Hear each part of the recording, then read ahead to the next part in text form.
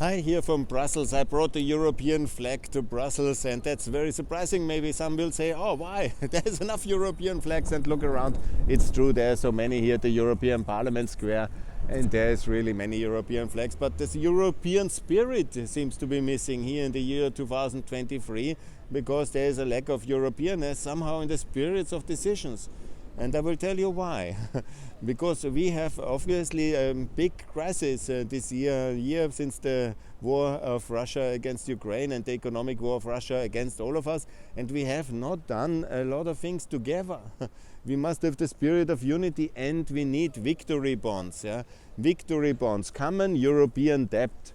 2,000 billions, that's 2 trillions we need in order to win this war and to unite Europe more, to integrate Ukraine and the countries of the Balkans and Moldova and Georgia, and we need that fast, and we need to fund that together. The war cost, the rearmament, all these big issues of infrastructure towards Mariupol after the liberation, this costs something. And also we have not done it in the last 15 years for Romania and Bulgaria. That was a big mistake. Yeah?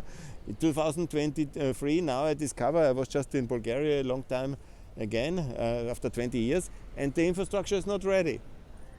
And it's not Bulgarian corruption, it's German greed and pettiness. Because what we need is, of course, much more European joint funding and joint debts and joint infrastructure interconnectivity and joint military expenditures and everything united, and that costs something. The big mistakes of Frugal 4 and starving European Union level was a very big mistake. We need EU victory bonds, we need EU common infrastructure projects, and an unprecedented big building program to reconstruct Ukraine, rearm Europe, to connect the Balkans, connect Turkey, connect Ukraine, and build high-speed trains and everything for the East. Yeah?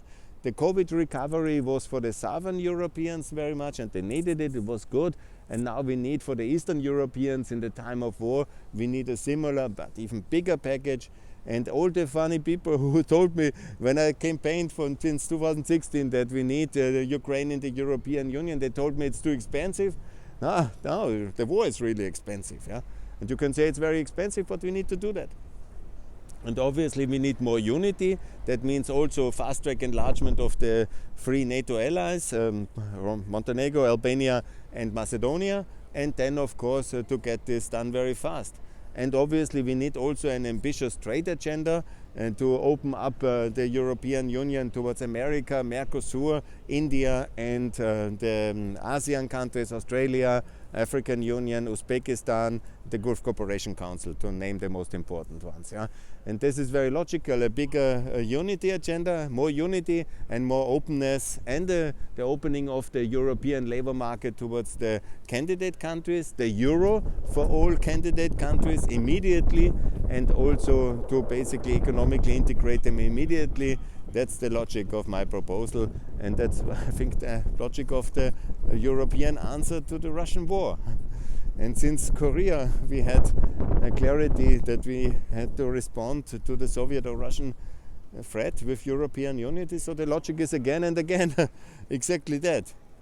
And I hope that openness, unity will be the answer, and we have not done a lot last year, and we need to get much better this year in 2023. Thanks a lot from Brussels. More to come from Pax Europiana. Bye.